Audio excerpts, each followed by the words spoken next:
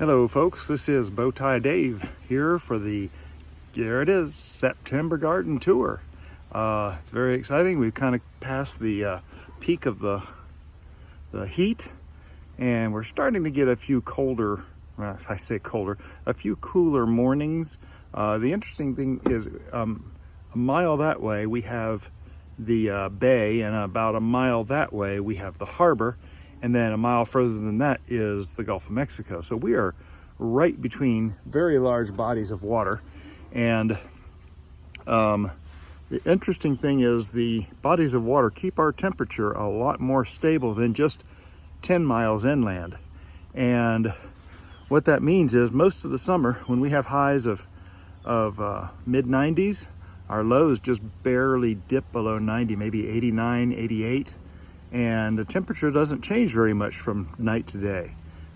10 miles in, it can get down to the low 70s, even to the 60s, but out here on the peninsula, it stays a lot longer, a lot smaller range of temperature. So our lows right now are around, I think we've gotten down to 75, but generally it's just barely below 70. So it does feel nicer going from a high of the upper 80s to a low of 75. And it's going to get better and better as we go here. Things certainly have started producing. If you keep an eye on our Facebook page, the Bowtie Life Facebook page, and Original Bowtie Life on Instagram, you will see that we've harvested a lot of beans. If you remember a few months ago, I had no beans coming up. And I was a little worried that something was wrong, but suspected the heat, and sure enough, it was the heat. Just in case, I actually tore out some of those beans, but we'll get to that and see what I replace them with when we get to the raised garden bed tour. But first, let's take a quick look at the strawberries and see how much they have kind of filled in. It's kind of cool. So if you look back at some of the very, very early garden tours, you'll recognize this bed. And that used to be about 2 feet between every plant. But look at this, solid strawberries along here. This one plant right here, look at here, it's all solid strawberries. And these runners, you can see these runners are popping out with more plants, and these plants are planting themselves. And right down here, there's a plant, and that thing is one I haven't done yet. You just kind of stick it down, pull back the mulch a little bit, stick that in the dirt and hold it in place with the mulch, and that thing will start to grow roots. Some of these, like this one, has started to grow roots. It is in. So once it started to grow roots like that, we can actually cut the tendril here and let this thing go further. And you can see, I mean, here's the original plant.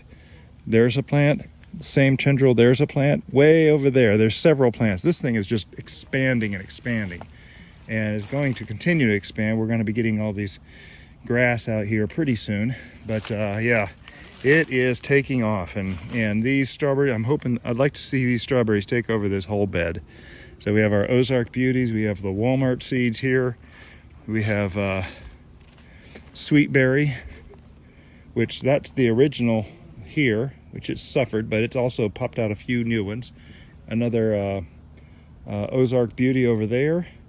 And then we have more of the Walmart seeds over here. But pomegranates coming right along. You'll see a lot of pomegranates all through here. I've actually bagged this one just after the flowering stage. And you can see them in there. They're green now. And they will grow and start developing the arils inside.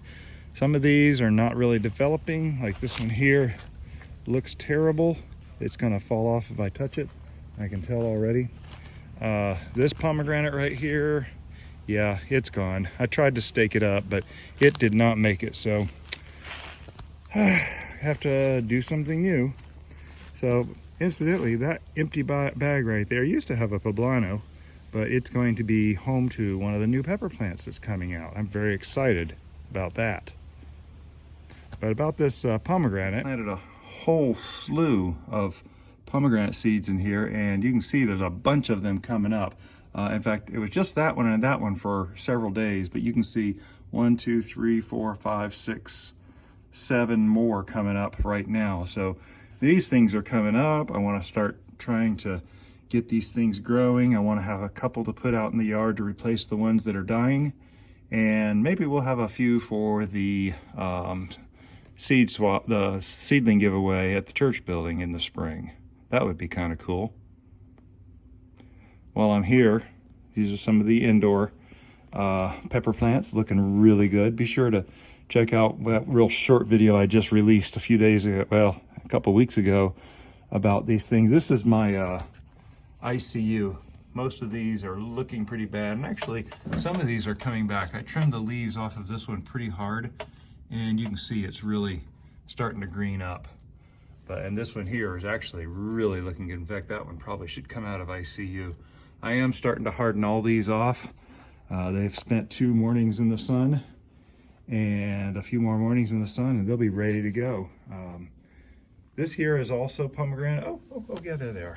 I wasn't sure if this one was gone or not, but you can see them here. I had this open if I realized this was separate. There's one there, all along here. These are all pomegranate seedlings. So that's very exciting.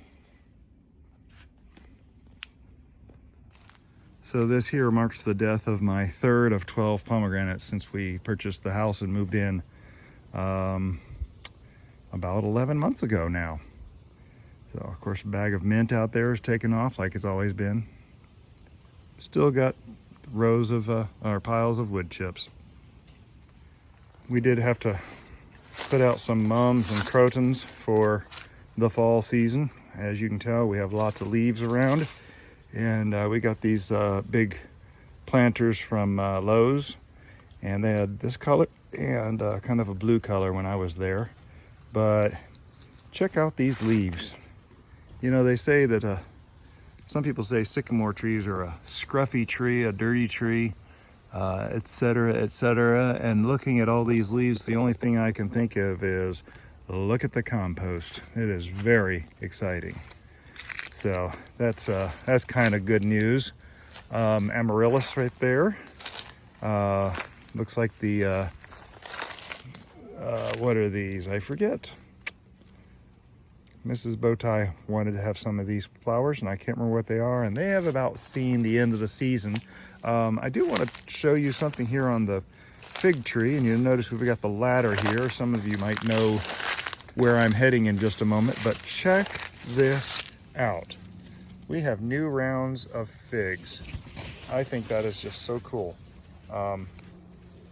These new figs, they might not have time to develop. I'm just going to start putting some of them in organza bags and see if I can save them from the birds. But the thing is, you see this browning color here? This is fig rust, and this was what happens to the fig tree every fall. They start developing this fig rust. Now, this is the normal fig rust, because if you look up here on the new growth, which I forgot, I picked all the new growth off. All the new leaves, none of the new leaves have any rust on them. They all look very good. Oh, I know where there's one. Supposed to be one down in here somewhere. I think I picked them all.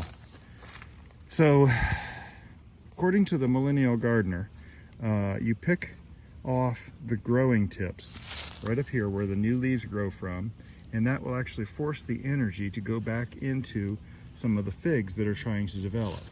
And I don't know how much these figs are going to develop. I'm going to try to get them to come out this season. We still have somewhere between 60 and 100 days of decent weather left. So I'm going to be putting a bunch of these in organza bags as they start developing. But here's the interesting thing.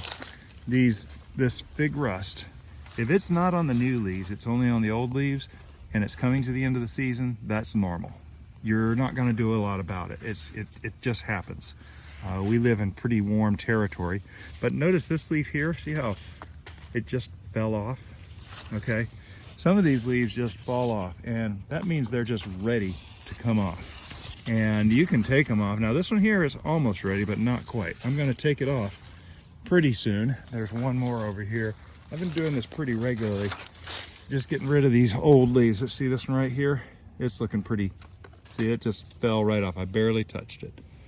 And there's, oh, I see one more over here that's developing. This one here, this one's really ready to come off, and I guarantee if I barely touched it and it fell off. But this stuff you can get out of here, and I know probably not supposed to be composting it, but I compost everything, so hopefully the heat of the compost will kill that fungus that's on there, or whatever it is, the fig rust that's growing. So, okay, and another mint down here. Of course, it's struggling along, but mostly because it's in the shade. It's being overshadowed by the fig and the well, the elephant in the room, the Jerusalem artichokes. And I've actually been doing research. I thought that these would grow into large artichokes, like 10-inch round artichokes, but they don't. And what they do, these are actually called sunchokes. It is related to the artichoke, and it grows these little yellow flowers. And that's what it does. It doesn't grow big artichokes. Now this is supposed to be edible, and I have not tried them yet, but with the Jerusalem artichokes, the biggest thing that you're going to be getting out of these is the tuber. And it doesn't make the big flowers. And I'll tell you, I've been coming out here and shaking this and looking up at the top, and it's kind of getting stiffer, but certainly not big enough to hold a 10-inch artichoke bloom. So I was a little bit disappointed when I learned that that's all it's going to get, but it's going to be covered with them. So it's going to be a very beautiful plant. Oh, and it does. They smell like chocolate. Oh my goodness, they do. They really smell like a kind of a cocoa mix, chocolate flavor. So that's what I understood. I did get that accurately, but apparently that is the limit of it. It is growing strong, and look at all the flowers. So in a month, I have a feeling that all these tips are going to have sunchokes. And we'll be seeing what we can do. If you're not on the Facebook page for Bowtie Life or Instagram, be for sure to hop over there and follow those pages. And I'll be posting any experiments from there. The Crepe Myrtle, of course, it's growing its little berries now, and these berries, of course, will leave here. The birds will be nibbling on them throughout the winter, so it leaves some good food. There are some suckers coming out here that are going to have to be removed. All these are suckers from the base of the Crepe Myrtle, and you don't want to let these get developed. In fact, they're developed a little bit too far as it is. I should have cut that off already. I've been staying up with that, but it's kind of gotten past me a little bit. So look at all this compost, all those leaves. And then what I've been doing is I've been using my vacuum blower to mulch these leaves up, put them on the compost, and then I'll cut the grass and put a layer of grass, and they kind of get mixed together. So I'm starting to get a lot more compost than I used to. I've just figured that out more recently, so haven't done too great at that yet. But we got some rain lilies down here. That's what these little grassy things look like, but none of them are shooting up anything yet. That one green tall thing is a angel trumpet, and of course it's not doing any trumpets right now. We may get one before the end of the season, but I'm not holding my breath at all. So these walking onions, they're doing okay. A couple of them are starting to shoot up second and third shoots in their cluster, and that's kind of encouraging. I've been worried about that, but I'm kind of leaving this bed alone. If we eat any, I get it out of the bed, and the outer bed's out back. So I'm gonna have a work day here sometime in the next few weeks and clean out a lot of the grass and the buttonweed and the rough clover, Mexican rough clover, which is what this is right here. Has a 5 to 6 leaf flower. I don't see any on this one right now. Maybe we'll see some before we're done. What else? Of course, the dollar weed, which we've been dealing with. I believe, and if you know what this is, and I'm wrong, please, oh please tell me. I believe this is Mascarene Leaf Flower, but I would be very anxious to hear that I'm wrong. So if you know what this is better than me, please let me know. I want to get it identified and know what I'm dealing with. We are pulling it. We have plenty of it. Of course, this dollarweed, maybe we can get a good one here. Oh yeah, here we go. So I've been letting this dollarweed develop a little more, and I've got a video out there somewhere that talks about leaving things to grow longer and being patient. And I've discovered if you let these dollarweed grow a little bit longer, these roots get tougher and you can pull them up so much easier. Which basically means just being patient with these things. Look how long that is. That is 5 foot long. That's very satisfying for me, be able to pull out that big of a root. So of course the zinnias are starting to fail, some of them, a lot more dead heads, and I'm just crushing those up. In fact, this right here, this is where the seeds come from for future zinnias. And if I crush this up, there's tons of zinnia seeds in there. That's a seed right there. See that? There's lots of these seeds in here, and you spread them around. And you know what they're going to do next year? They're going to come up as new zinnias. Now, I did just notice something here. Let me pull this grass out right here, just so I can look like I'm doing something in the garden. Here is the first Nasturtium flower I've seen in a while. It's a little bit ugly. I've seen much prettier, of course, but that is Nasturtium. I think this is the Virginia buttonweed.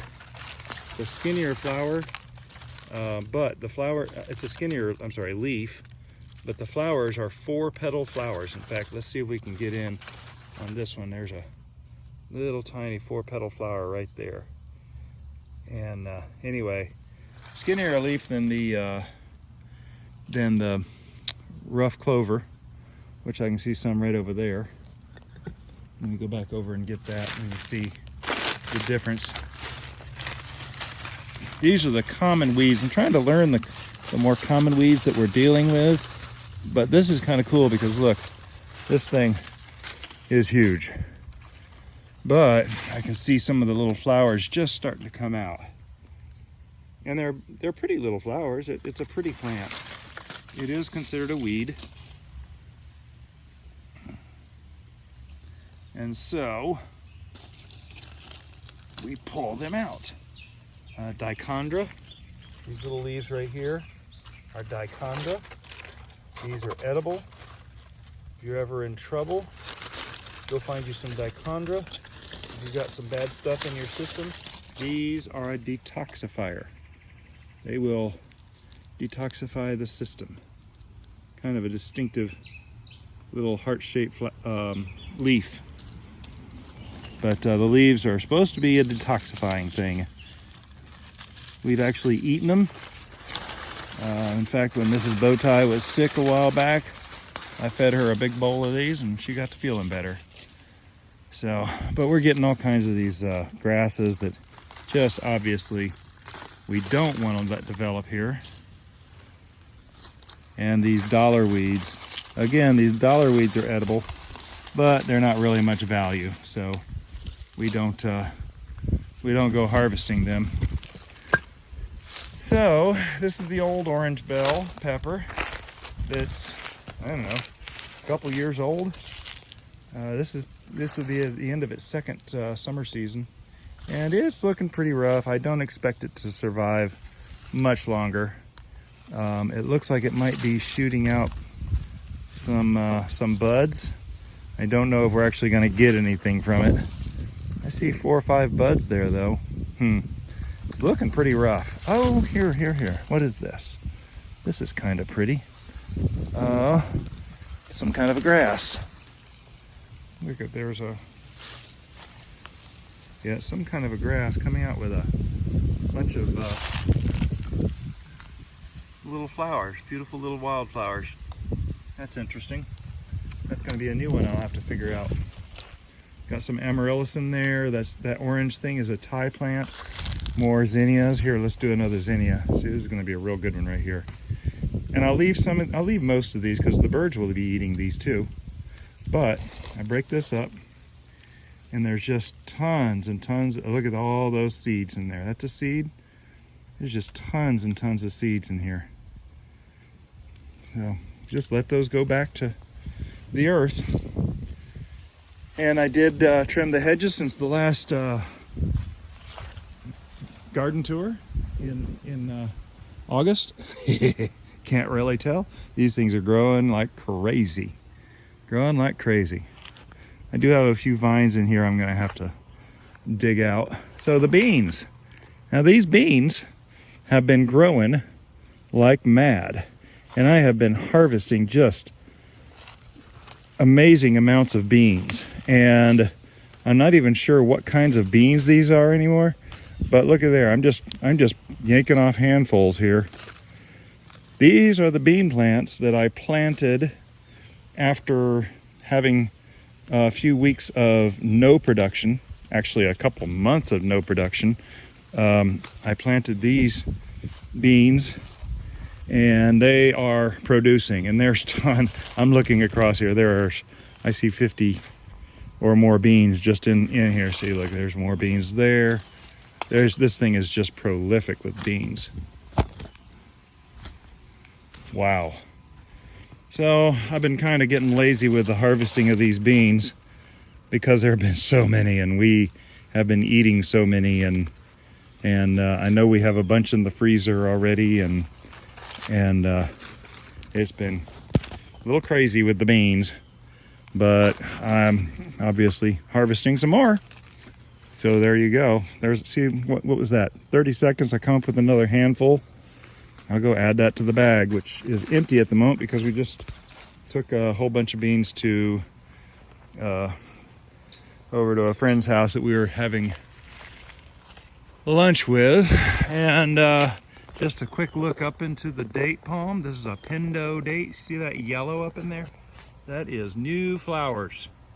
This is like the 9th or 10th, I don't know how many, flushes of dates, and I have pretty much given up on collecting those for this season, though I did make some Pindo date jelly.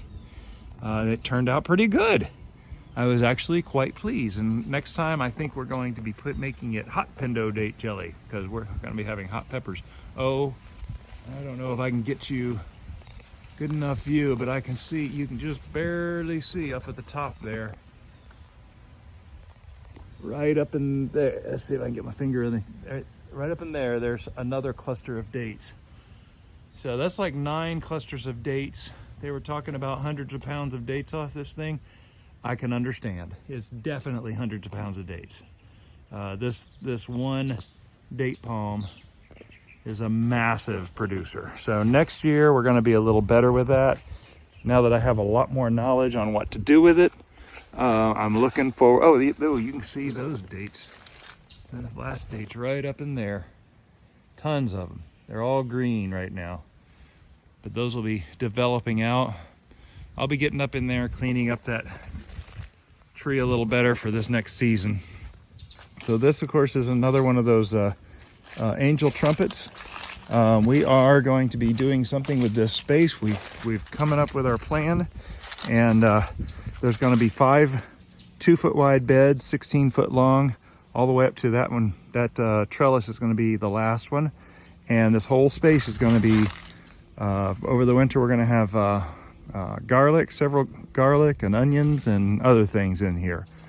So that's going to be the next major project, and I'll try to make a video. There's some holy basil. Check out these jalapeno plants about to start shooting out jalapenos and seranos. This is just looking beautiful. I see there's a bunch of seranos in here that need to be harvested right now. I haven't even looked at this plant closely in a while, but I did know these buds were coming out. They're everywhere. Hundreds, well, I don't know about 100, but certainly dozens and dozens and dozens of them. Yeah, there might be over 100. Another Amaryllis under there. Those Amaryllis will be coming out in the spring with oh, looky there, there's a bulb. Check out this. This is the Amaryllis bulb right here. That's interesting. I didn't know they would unbury themselves. I'm not sure that's good. I need to do a little research. But oh, here's some more of that dollar weed. Look, okay, here we go. See how far we can get. Oh, do you see how long that one is? It goes all the way back into the grass. I love pulling dollar weed when it comes like that, but we do. You can see wispy green things on the ground. Those are asparagus. I don't know if they're going to survive the winter. We do have a very mild winter though. So this is one of the better ones. And this is over here, the best one. This is asparagus. So this is, if you saw the picture on Facebook, the picture of the asparagus shoot that was the size of a, I don't know, a kebab skewer. It was very small, but it was one of these that came out and before it turned into the fern. So you don't want to disturb these and eat these this early in the game. They need to have time to develop. So anyway, that chocolate mint plant right here next to the bean trellis. Of course, the grapefruit trees looking wonderful. Lots of grapefruits on there. This is gonna produce a Basil, and some of these are really big. Let's see if I can get this one back here.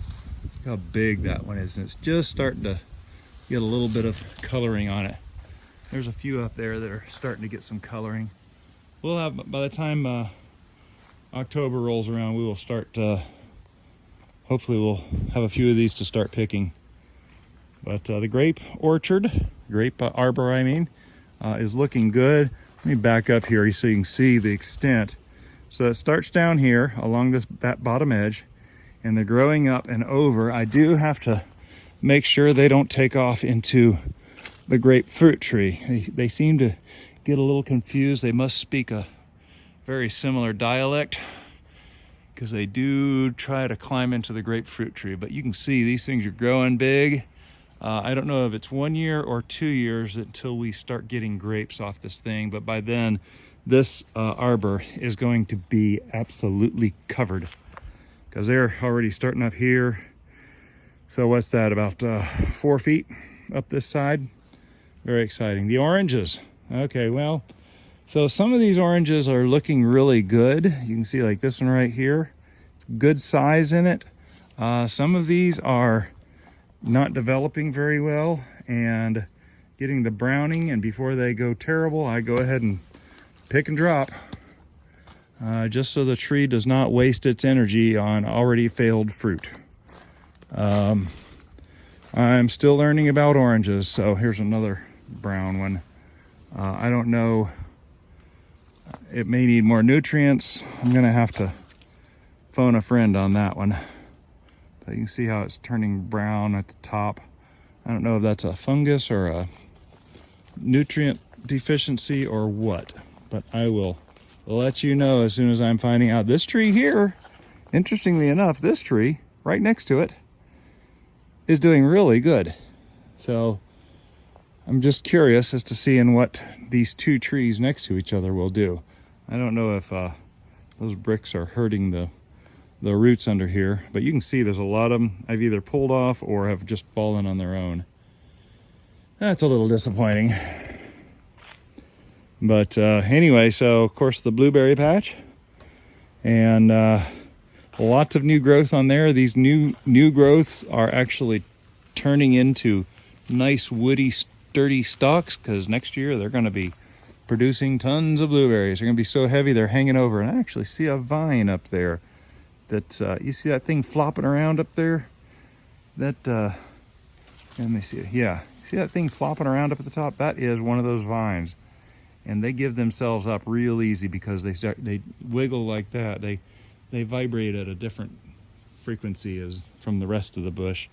And there's a lot of dead stuff that's going to get cut out here. I'm going to have to get in here real soon before it starts dropping its leaves.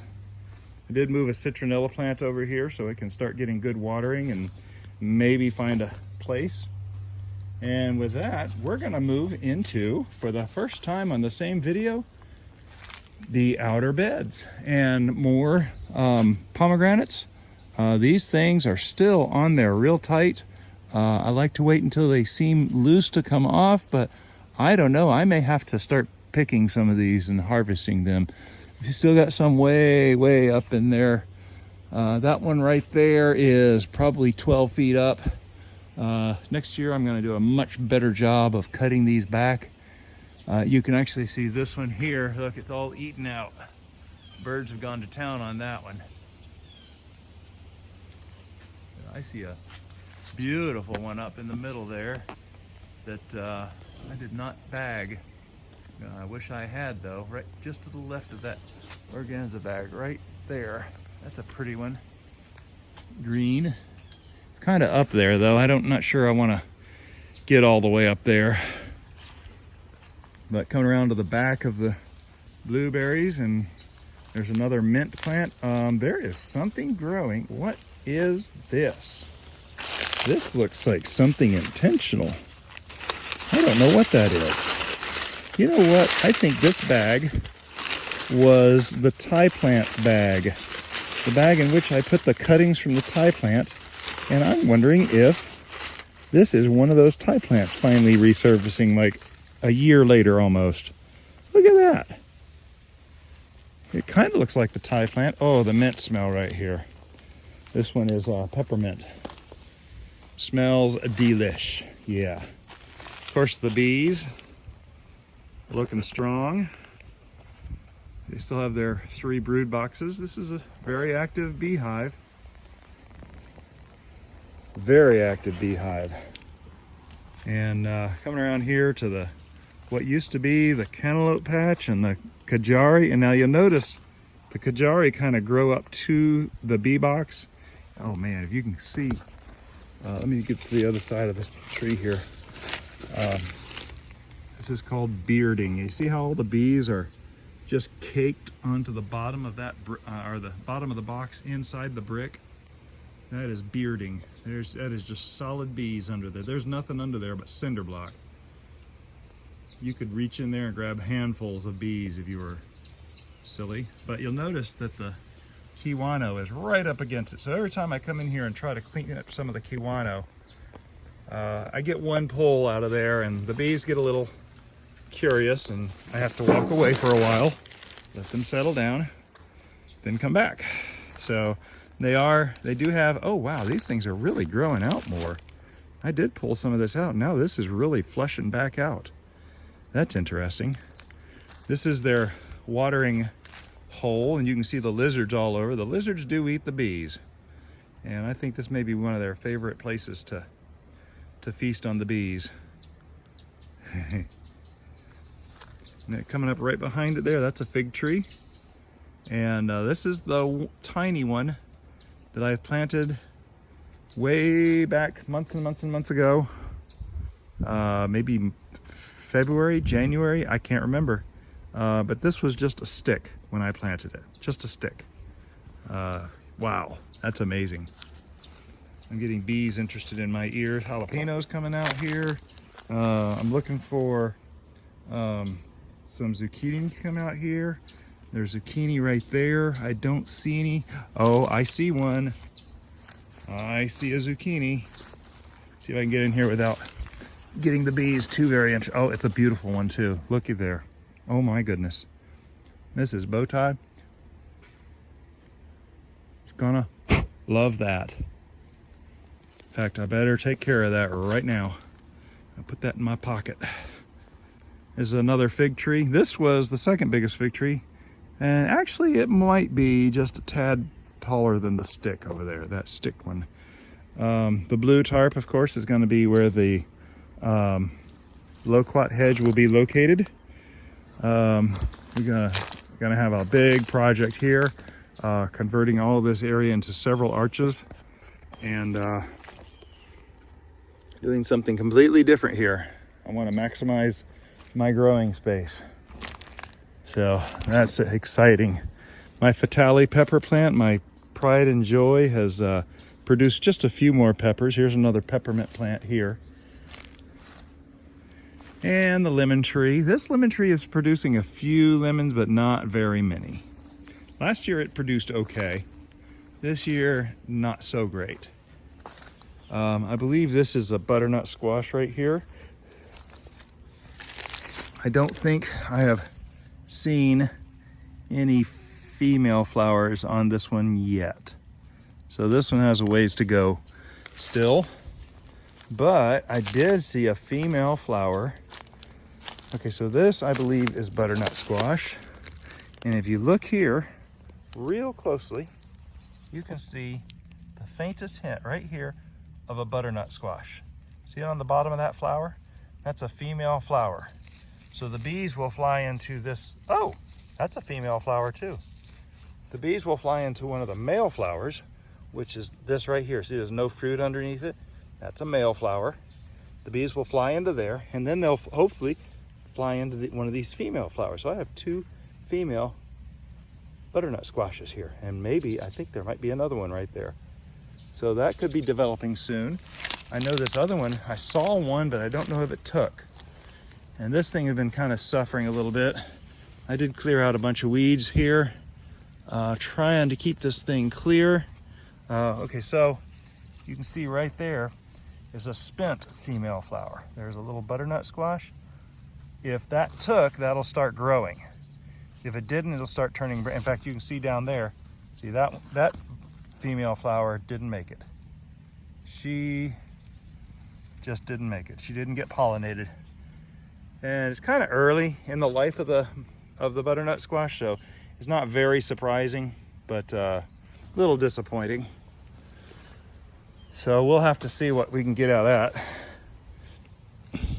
So this is a potato that is growing out here. I'm gonna let that potato keep going. And more pomegranates, of course. Using my zucchini as a pointer here. The dragon cayenne have got to be harvested. Look how many there are on here. Oh, these are some of my favorite. They're nice and hot, 30,000 on the Scoville scale. They ferment really good. They make a good base for a pepper sauce. So now these two beds, these two mounds have come empty. Oh, and we've had some digging around here. I can see someone's been digging here, and I don't know what. But look, you can see all through here, something's been nuzzling in there. This is very interesting. I haven't seen this before. And digging into this, I'm gonna have to come out and hunt an armadillo or something. I don't know what it is. Interesting. Well, that's a discovery. This is fresh. This wasn't like that before. Hunting bugs, and that's fine too. Got a lot of beneficial bugs down there. See, this mound is spent. I tried watermelon there. Looking straight up, we got a big tree over us, so it's not gonna grow under this tree. We will be removing this tree this winter, hopefully. Lemon tree growing some lemons. That's the ligustrum or privet hedge. That little bag down there actually has mint in it, and I see a couple of mint leaves. If I clean out the weeds and give it some more sun, maybe move that out into better sun, it'll grow over the winter, become something more. Oh, looky here. We don't see potato vines very often, but I see one. This is a vile potato vine, and they grow out of the ground. This one, I'll bet you, is gonna be a little itty bitty round thing. Got mosquitoes around me. It's kind of coming down to the end of the day. Let's see. Well, if you haven't seen it yet, go look back at my video on digging up some of these air potatoes. Oh, I broke it off. Doggone it. I'll have to catch it on the next round. Oh well, life goes on. Got some big raise up peppers here that need to be harvested. That looks pretty good. See the corking on it going sideways? Those are decent flavor. Little black jalapeno, Hungarian black jalapeno, Hungarian black developing right there. And some Thai hots. These are some super hots. These are almost as hot as my Fatale. Very, very hot though. This was another watermelon patch, and I do have some bee balm hidden down in here. And I really need to get this thing out in the open. I want to try to get try to propagate out another, maybe a bag of these. But it's supposed to be related to catnip, I believe. We did, if you look way back in like June, these little orange flags I put here when I planted some zinnias. And I couldn't believe it in August when this one showed up. And one zinnia out of all the little, I planted, what's it, 1, 2, 3, 4, 5, 6, 7, 8, 9, 10, 11, 12, dozen flags. Planted a few seeds at the base of each one of those flags, and one of them popped up. But there are seeds down there. They're gonna grow, hopefully. Come on. Now this is an interesting fruit right here. This is the fruit of children playing next door. The kids that live behind us have their Nerf guns, and they love playing there with their Nerf guns. Another orange tree. Having the same problem as that first orange tree, but some of these oranges are actually doing good. I'm really trying to stay up with these bad ones though, and I'm just picking and dropping them. If I find out it's a fungus, I might do something completely different next year. But I am still learning. We are technically still in the first year of living here. Look at that profile of that crown spider right there. Oh my goodness. You got a huge web up here. I've been letting him be. I can see he's connected there, he's connected up here, he's connected up there. And I'm looking to see if he's connected. He's not connected this way, so I can walk safely over here. So if we go over this direction, we can see our onion patch is just growing like crazy. It's got all kinds of other stuff, but it don't care at this point. They are just growing like crazy. And I'm letting this thing go nuts. This started out as one clump that I could not reach around of walking onions, and I broke it apart into a bunch of little pieces. And that's what all these little clusters are, walking onions. Good for green onions, they bulb a little bit. So here's my big rosemary. This is the forest back here in the corner that I've not touched yet. Pomegranate, a few lemon trees, another pomegranate. There's some stuff in here, look at this. The birds have really gone to town on this one. Just cleaned it out. Yeah. Gotta let nature have some of their own. These are Meyer lemons. These are actually looking really good. Oh my goodness, these are looking great. There's a bunch of these on here. We're gonna have another bumper crop of Meyer lemons this year. More pomegranates back over there. Grasses, we're gonna have to figure out what to do with these grasses this year. I wanna break them out and try to grow more. And I've also got to make a path through here one of these days. This is comfrey, which I'm letting grow in various places because it's good supplement to the compost and good for making comfrey tea for fertilizing.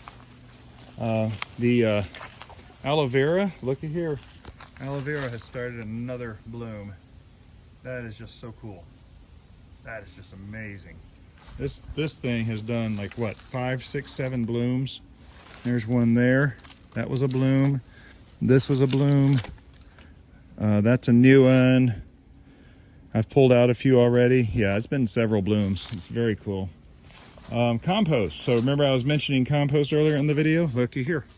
This is my compost. I'm gonna dig over here because I know there's nothing here, but if I already feel the heat. Let's see if we can get any steam coming out of here.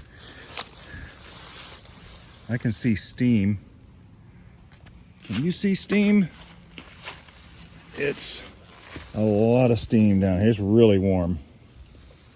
I'm gonna stick my finger down in there. Yeah, it's comfortable. It'd make a nice hand warmer. It smells like composting grass and leaves. But yeah, this is the compost that I had put in here a few months ago. is about the bottom half, and I've just been adding to the top of it. And what I'm going to eventually be doing is I will be flipping the top half of this over into this bin, along with some of these wood chips, just a light mix of the wood chips. There's a lot of grass in there, and then that compost in the bottom is really ready. So I haven't mixed it in with anything below about the halfway point. And I think I put a piece of cardboard at that point, but I can't remember. I don't remember.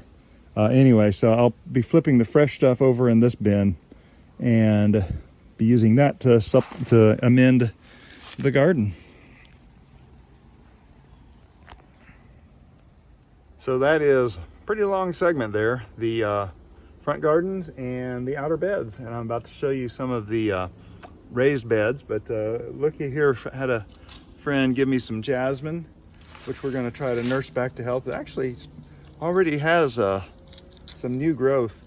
Thank you, Shane and Chris, for this. They carted it over here in the back seat of their convertible with the top down because it's so tall. And another lemon tree, and it's a Meyer lemon tree, so we'll have to give this a new home somewhere, someone that might want it, or I don't know, we might find a home for it here. But anyway, oh, and check this out. Yeah, so we definitely have 6, count them, there's the 6th of the loquats that's going to go planted in that hedge that I want to do. So 6 loquats. I'm having to keep the grass back on some of these because they are just getting inundated with probably birds dropping these grass seeds in here. So it's a good little place for a small bird to go grab some of these grass seeds and bring up here and eat in private and safety. So anyway, thank you for sticking along on this garden tour, and the next one we're going to look at the raised beds. You might have seen me harvest the ginger and the what was it, ginger and turmeric. I harvested ginger and turmeric, and very excited about that. But that was kind of a preview to the next little section. The next little segment is not going to be nearly as long as this one. But I did want to separate them because there's some exciting news at the end of the raised garden bed tour. And so yeah, things are growing, things are developing. It's not a lot of huge stuff. The biggest thing is the sunchokes, the Jerusalem artichokes. I've discovered that they're not going to become the big artichokes that we see at the store. I'm going to have to try to grow some green globe artichokes again next year, figure out when to plant the seeds. Try to get those seedlings started so I can get them in the ground soon enough and get some real sunchokes. I mean, artichokes, not sunchokes. But anyway, I'm going to try these sunchokes that smell like chocolate sometime here soon. But appreciate y'all sticking around. You're awesome. And every time you watch one of the videos, it helps the channel. Every time you click thumbs up, really helps the channel. Every time you subscribe to the channel, it really helps the channel. 3 things you can do that won't cost you a penny, or very much at all. One thing that you can do that might cost a few minutes is let the commercials play. I don't think we have commercials playing right now, but when we do get monetized, we'll be excited to see income coming from that. And it's something you can do.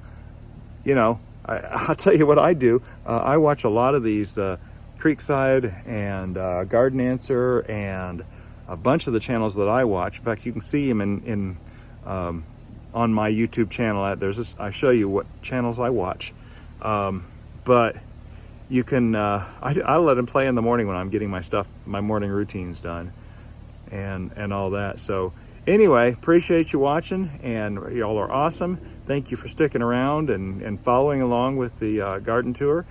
Catch the next one where we talk about the raised beds, and some of you know what's coming, some of you don't if you don't watch my other videos, but I'm very excited, very relieved at what's happening in the last of the raised garden beds. So the best part is at the end.